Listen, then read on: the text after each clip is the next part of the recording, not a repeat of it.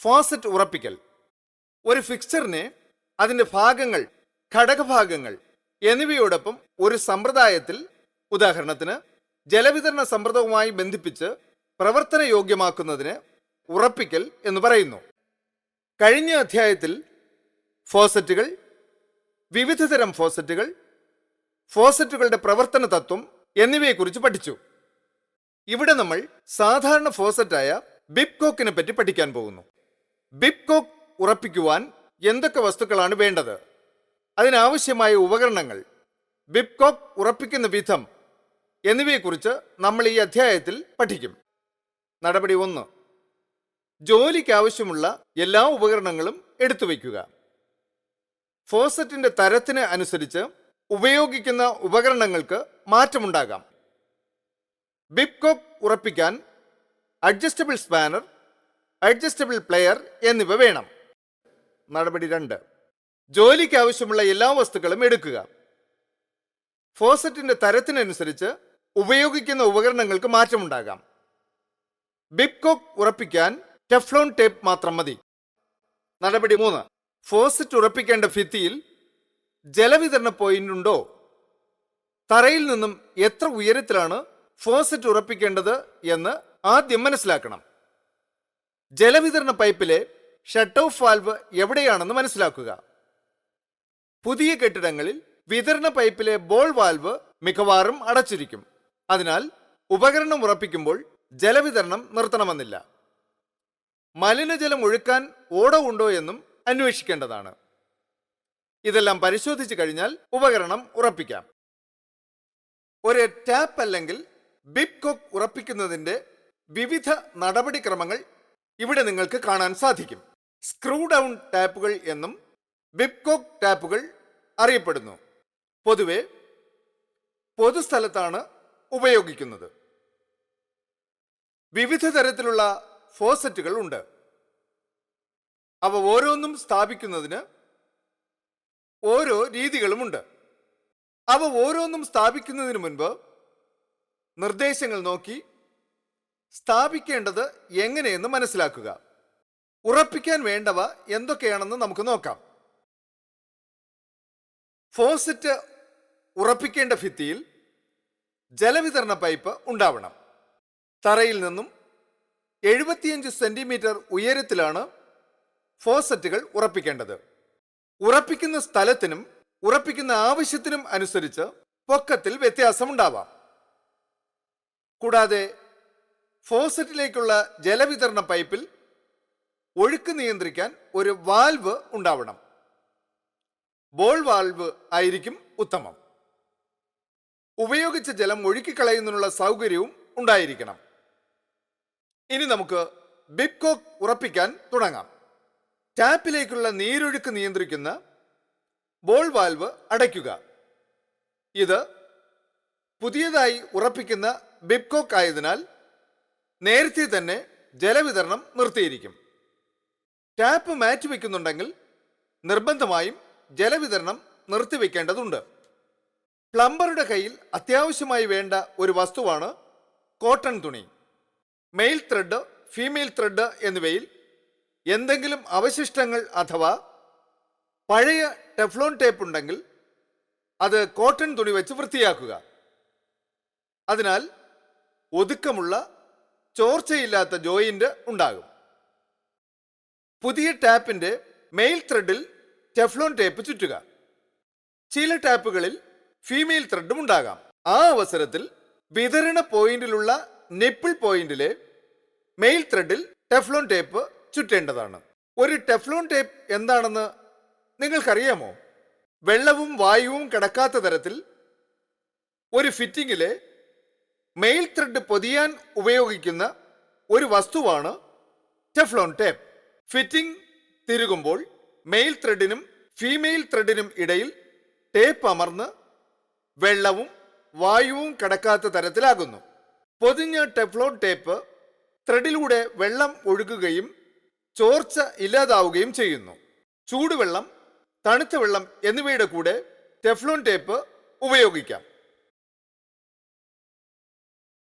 Mail thread നിങ്ങളുടെ ശരീരത്തിന് നേരെ പിടിച്ച് അതിൽ ടെഫ്ലോൺ ടേപ്പ് ഘടികാര ദിശയിൽ 3-4 വട്ടം തിരിച്ച് പൊതിയുക.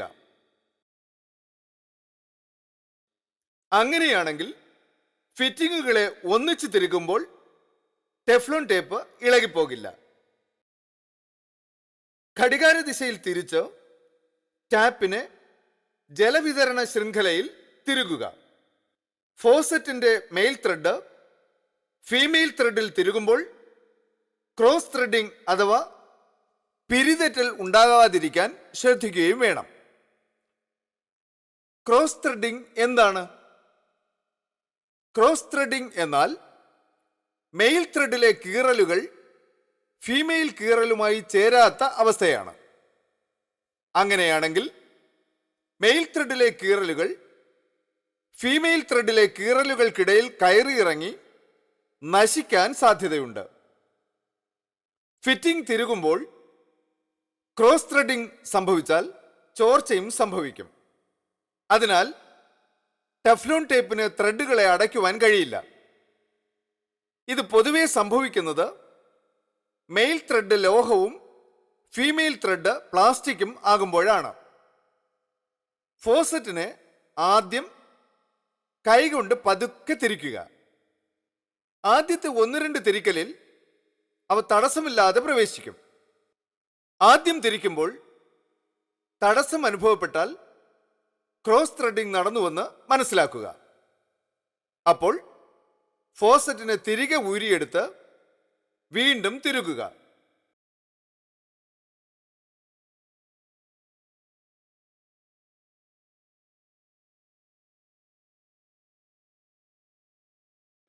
കഴിയുന്നത്രയും ഫോസറ്റിനെ കൈകൊണ്ട് മാത്രം തിരിക്കുവാൻ ശ്രമിക്കണം.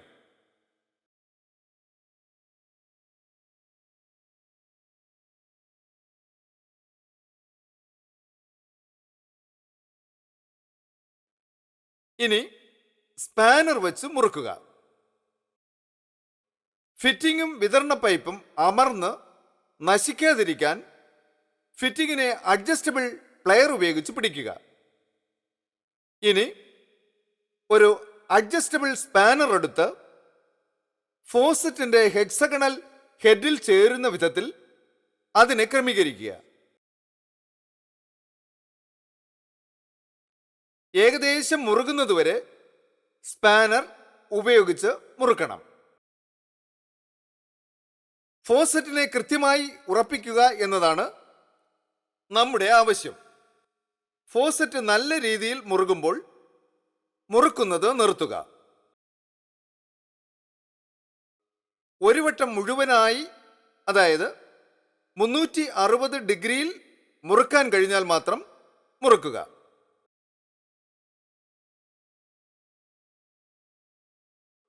ഒരു വട്ടം മുഴുവനായി മുറുക്കാൻ കഴിഞ്ഞില്ലെങ്കിൽ ഫോസറ്റ് ശരിയായ രീതിയിൽ നിൽക്കുകയില്ല. ശ്രദ്ധിക്കുക, ഫോസറ്റിനെ തലതിരിഞ്ഞ് ഉറപ്പിക്കരുത്. ഫോസറ്റിനെ കൂടുതൽ മുറുക്കരുത്. പ്ലാസ്റ്റിക് ഫീമെയിൽ ത്രെഡ് പൊട്ടിപ്പോകാൻ ഇത് കാരണമാകും. ഫോസറ്റിലേക്ക് ജലവിതരണം നടത്താൻ ബോൾ വാൽവ് തുറക്കുക. എല്ലാ കണക്ഷനുകളും യോജിപ്പുകളും പരിശോധിച്ച് ചോർച്ചയുണ്ടോ എന്ന് നോക്കുക. ചോർച്ച ഉണ്ടായാൽ ചോർച്ച ഇല്ലാതാക്കാനുള്ള നടപടി ആദ്യം മുതൽ തുടങ്ങി ചോർച്ച ഇല്ലാതാക്കുക. ടെഫ്ലോൺ ടേപ്പിന്റെ അളവ്, ക്രോസ് ത്രെഡിംഗ് എന്നിവ പരിശോധിച്ച് മുറുക്കമുണ്ടെന്ന് ഉറപ്പുവരുത്താൻ ശ്രമിക്കുക. വേണ്ട സ്ഥലങ്ങളിലൊക്കെ വാഷർ ഘടിപ്പിച്ചിട്ടുണ്ടെന്ന് ഉറപ്പുവരുത്തുക. ഇനി ടാപ്പ് തിരിച്ച് നല്ല രീതിയിൽ നീരൊഴുക്കുണ്ടെന്ന് ഉറപ്പുവരുത്തേണ്ട സമയമാണ്. എവിടെയും ചോർച്ച കാണാത്തതുകൊണ്ട് ഒരു ബിബ് കോക്ക് നമ്മൾ വിജയകരമായി ഘടിപ്പിച്ചിരിക്കുന്നുവെന്ന് മനസ്സിലാക്കാം. ഈ മനസ്സിലാക്കിയ കാര്യങ്ങൾ മറക്കാതിരിക്കുക. നടപടികളായി കണ്ട കാര്യങ്ങൾ നമുക്ക് വീണ്ടും ഓർത്തു നോക്കാം. ബോൾ വാൽവ് അടച്ച് ജലവിതരണം നിർത്തുക. ബിബ്കോക്കിന്റെ മെയിൽ ത്രെഡ് ചെയ്ത അറ്റത്ത് ടെഫ്ലോൺ ടേപ്പിനെ ഘടികാര ദിശയിൽ 3-4 വട്ടം ചുറ്റുക. ടെഫ്ലോൺ പൊതിഞ്ഞ ടാപ്പിനെ ജലവിതരണ പൈപ്പിൽ ഘടികാര ദിശയിൽ തിരിച്ച് തിരുകുക. ഈ സമയത്ത് പിരിതെറ്റാതെ സൂക്ഷിക്കേണ്ടതാണ്. കൈകൊണ്ട് കഴിയാവുന്നത്ര തിരിക്കുക. എന്നിട്ട് പ്ലെയർ വെച്ച് പൈപ്പിന് പിടിച്ച് ഒരു അഡ്ജസ്റ്റബിൾ സ്പാനർ ഉപയോഗിച്ച് ടാപ്പിനെ പരമാവധി മുറുക്കുക. ജലവിതരണം വീണ്ടും ആരംഭിക്കുക. ഫോസറ്റിലൂടെ ജലം നല്ല രീതിയിൽ ഒഴുകുന്നുണ്ടെന്നും ചോർച്ചയില്ല എന്നും ഉറപ്പുവരുത്തുക.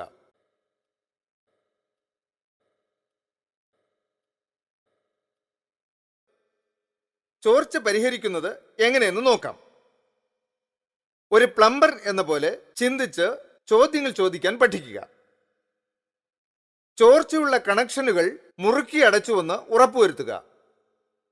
കണക്ഷനുകൾ മുറുക്കുക. വേണ്ടിടത്ത് റബ്ബർ വാഷർ വയ്ക്കാൻ മറന്നില്ലല്ലോ. റബ്ബർ വാഷർ വയ്ക്കുക. ഭാഗങ്ങൾ കൂട്ടിച്ചേർക്കുമ്പോൾ ത്രെഡുകളെ ശരിയായ വിധത്തിൽ വെച്ച് പിരിതെറ്റാതിരിക്കാൻ ശ്രദ്ധിക്കുക. ഫോസറ്റ് ഊരിയെടുത്ത് ടെഫ്ലോൺ ടേപ്പ് വീണ്ടും ചുറ്റുക. എന്നിട്ട് ശ്രദ്ധയോടെ ത്രെഡുകൾ ഒരേ വിധത്തിൽ വരുന്നത് പോലെ വീണ്ടും ബന്ധിക്കുക. ഇനി ഇതൊന്നുമല്ല ചോർച്ചയ്ക്ക് കാരണമെങ്കിൽ ടാപ്പ് ഊരിയെടുത്ത് വീണ്ടും പണി തുടങ്ങുക. ടെഫ്ലോൺ ടേപ്പ് കൂടുതൽ ചുറ്റുന്നത് സഹായകരമായിരിക്കും. ടേപ്പ് ഘടികാര ദിശയിൽ മാത്രം ചുറ്റുക. വീണ്ടും തുടങ്ങുക. എന്നിട്ടും പ്രശ്നമുണ്ടെങ്കിൽ ഫോസറ്റ് നല്ലതായിരിക്കില്ല. അതിനാൽ ഫോസറ്റ് മാറ്റിവെക്കുക. ഫോസറ്റ് മാറ്റിവെക്കുവാൻ ശ്രമിക്കുക. ഒരു ചോർച്ച നല്ല രീതിയിൽ പരിഹരിക്കുന്നത് എങ്ങനെയെന്ന് നോക്കാം. എങ്ങനെ ചോർച്ച ഇല്ലാതാക്കാം? 1. തുണിയുടെ ഉപയോഗം. പ്ലംബർ ഉപയോഗിക്കുന്ന ഒരു പ്രധാന ഉപകരണമാണ് തുണിക്കഷ്ണം. ഫീമെയിൽ, മെയിൽ ത്രെഡുകളിലുള്ള മാലിന്യങ്ങൾ, പൊടികൾ, നേരത്തെ ചുറ്റിയ ടെഫ്ലോൺ ടേപ്പിന്റെ അവശിഷ്ടങ്ങൾ എന്നിവ വൃത്തിയാക്കുവാൻ തുണിക്കഷ്ണം ഉപയോഗിക്കാം. അതിനാൽ ആദ്യം തന്നെ നല്ല രീതിയിൽ ഫോസറ്റ് മുറുകുന്നുവെന്ന് നമുക്ക് ഉറപ്പുവരുത്താം. 2. ടെഫ്ലോൺ ടേപ്പ് ആവശ്യത്തിന് ഉപയോഗിക്കുക. ആവശ്യത്തിന് ടെഫ്ലോൺ ടേപ്പ് ചുറ്റുക. ജോലി സാമർഥ്യം. 1. ജലവിതരണം നിർത്തുന്നതിന് മുൻപ് വീട്ടിലുള്ള എല്ലാവരെയും വിവരം അറിയിക്കുക. വെള്ളം നിർത്തുമ്പോൾ ആരെങ്കിലും ജലം ഉപയോഗിച്ചു കൊണ്ടിരിക്കുകയാണെങ്കിൽ ബുദ്ധിമുട്ട് ഉണ്ടാവാതിരിക്കാനാണ് ഈ മുന്നറിയിപ്പ്. 2. പണി കഴിഞ്ഞു പോകുന്നതിന് മുൻപ് തുണി ഉപയോഗിച്ച് എല്ലാ ഫിക്സ്ചറുകളും തുടച്ചു വൃത്തിയാക്കുക. ഇത് ചെയ്യുന്ന തൊഴിലിനോട് നിങ്ങൾക്കുള്ള ആത്മാർത്ഥത കാണിക്കും. 3. ജോലി കഴിഞ്ഞാൽ ശരീരം കഴുകി വൃത്തിയാക്കുക. ജോലിസ്ഥലം ചിട്ടയോടെയും വൃത്തിയാക്കിയും വെക്കണം. സുരക്ഷാ നിർദ്ദേശങ്ങൾ. 1. ശരിയായ ഉപകരണം ഉപയോഗിച്ച് ജോലിയെടുക്കുക. അങ്ങനെയാണെങ്കിൽ ഫോസറ്റിനും ജലവിതരണ പൈപ്പിനും കേടുപാട് സംഭവിക്കാതിരിക്കും. 2. ജോലി കഴിഞ്ഞാലുടൻ ഉപകരണങ്ങൾ മാറ്റിവെക്കുക. ഉപകരണങ്ങൾ തറയിൽ വയ്ക്കരുത്. അതിൽ തട്ടി വീഴാൻ സാധ്യതയുണ്ട്. 3. നനവുള്ള ഭാഗത്ത് ജോലിയെടുക്കുമ്പോൾ തെന്നി വീഴാതിരിക്കാൻ ശരിയായ വിധത്തിലുള്ള ചെരുപ്പ് ധരിക്കുക. നമ്മൾ ഫോസറ്റ് ഉറപ്പിക്കേണ്ടത് എങ്ങനെയെന്ന് പഠിച്ചു കഴിഞ്ഞു. ഇനി ഫോസറ്റ് അഴിച്ചെടുക്കുന്നത് എങ്ങനെയെന്ന് പഠിക്കാം. അടുത്ത അധ്യായത്തിൽ ഫോസറ്റ് അഴിച്ചെടുക്കാൻ ആവശ്യമായ ഉപകരണങ്ങളെപ്പറ്റി പഠിക്കാം. കൂടാതെ ഫോസറ്റ് അഴിച്ചെടുക്കുന്ന രീതിയും കണ്ടു മനസ്സിലാക്കാം. നല്ല രീതിയിൽ ജോലി തുടരുക. പഠനത്തിൽ നിങ്ങൾ കാണിക്കുന്ന ആത്മാർത്ഥത മൂലം തീർച്ചയായും നിങ്ങൾക്ക് ഗുണമുണ്ടാകുന്നതാണ്.